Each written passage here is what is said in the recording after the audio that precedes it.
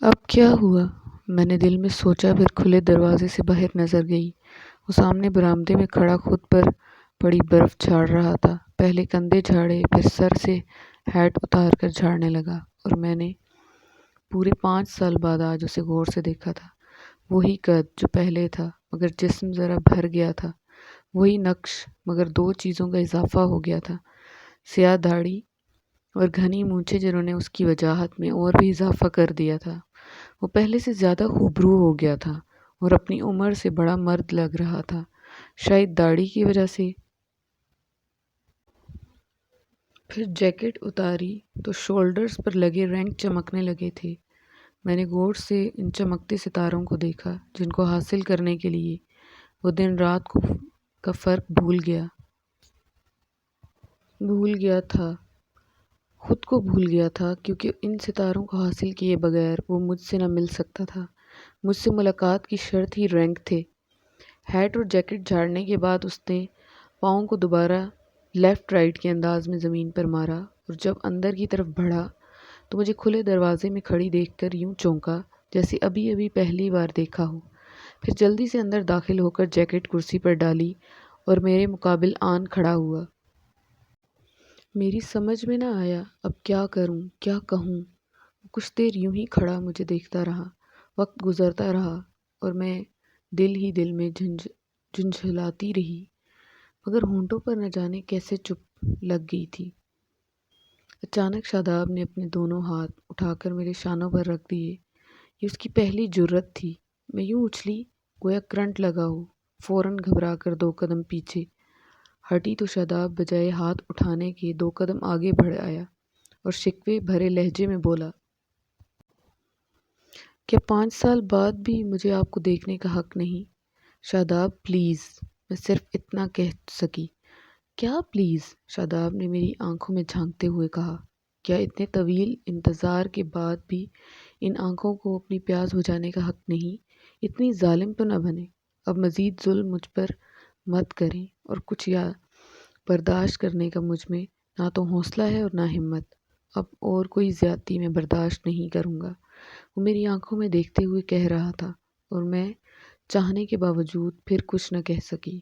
لیکن جب بہت سارا وقت گزرنے پر بھی اس کی پوزیشن میں فرق نہ آیا، وہ اسی فرفتگی سے مجھے دیکھتا رہا، تو میں نے آہستہ سے اس کے ہاتھ اپنے شانوں سے ہٹا دیے اور 4 قدم پیچھے ہٹ کر اسے دیکھا اور کہا، اب بس کرو۔ میری بات سن کر وہ مسکرا دیا، وہی قاتل مسکراہٹ جس کی تعریف مجھے اس مقام پر لے آئی تھی۔ وہ اب بھی دیوانگی سے مجھے دیکھ رہا تھا۔ اس کی نظروں سے بچنے کے لیے میں نے رخ بدل لیا تو شاید وہ بھی سنبھل گیا۔ اور سنائیں، کیا حال ہے آپ کا؟ کیسی گزر رہی ہے یہ زندگی؟ شاداب نے میرے بستر پر بیٹھتے ہوئے اطمینان بھرے لہجے میں پوچھا۔ تم سناؤ، کیسے آ گئے؟ میں نے سائیڈ میز کے پاس رکھی ہوئی کرسی پر بیٹھتے ہوئے پوچھا، اور دل ہی دل میں اس کے سنبھل جانے کا شکریہ ادا کیا۔ کیا مطلب ہے آپ کا؟ آنے کی تو میں نے باقاعدہ اطلاع کی تھی۔ کیا میرا کارڈ اور خط نہیں ملا آپ کو؟ شاداب نے حیرانی سے پوچھا۔ وہ تو خیر مل گئی، مگر کیا میرے آنے کا یقین نہیں تھا؟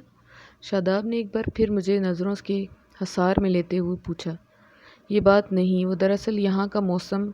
میں بات پوری نہ کر سکی کیونکہ وہ مسلسل مجھے دیکھے جا رہا تھا۔ اچھا، ہاں، ادھر آنے اور جانے والی ساری پروازیں منسوخ ہو گئی ہیں، لیکن میں تو اپنے ایک افیسر کے ساتھ آیا ہوں ہیلی کاپٹر میں۔ ان کو ادھر ایک بہت ضروری کام تھا۔ مجھے پتہ چلا تو میں نے ان کو بتایا کہ آج میرا بھی ادھر جانا بہت ضروری ہے سر، اور وہ مان گئے۔ خیر جان کو ہتھیلی پر رکھ کر آنا ضروری تو نہیں تھا، تم موسم ٹھیک ہونے کا انتظار کر لیتے، میں نے خفا ہو کر کہا۔ انتظار کچھ کم تو نہیں کیا تھا جو اب موسم کے نخرے بھی دیکھتا، شاداب نے مجھے دیکھتے ہوئے کہا۔ اچھا، میں اتنا کہہ کر چپ ہو گئی، پھر جذباتی ماحول کو بدلنے کے لیے پوچھا، تمہاری امی کیسی ہیں؟ اچھی ہی ہوں گی۔ شاداب نے مسکرا کر مجھے دیکھا، جیسے سمجھ گیا ہو میں موضوع بدل رہی ہوں۔ کیا مطلب ہے تمہارا؟ 4 سدہ کبھی نہیں گئے؟ سچی بات ہے، جب آپ نے خود ملنے سے پابندی لگائی تو میں نے سارے رشتوں سے وقتی طور پر ناتا توڑ لیا اور آپ کی شرط پوری کرنے کی طرف متوجہ ہو گیا۔ کتنی کڑی شرط تھی آپ کی! ایک تو مجھے میجر بننا تھا، دوسرے آپ سے دور رہنا تھا۔ میجر کا رینک حاصل کرنے تک آپ جانتی تھیں کہ یہ سب بہت مشکل ہوگا میرے لیے، مگر آپ کو ترس نہ آیا۔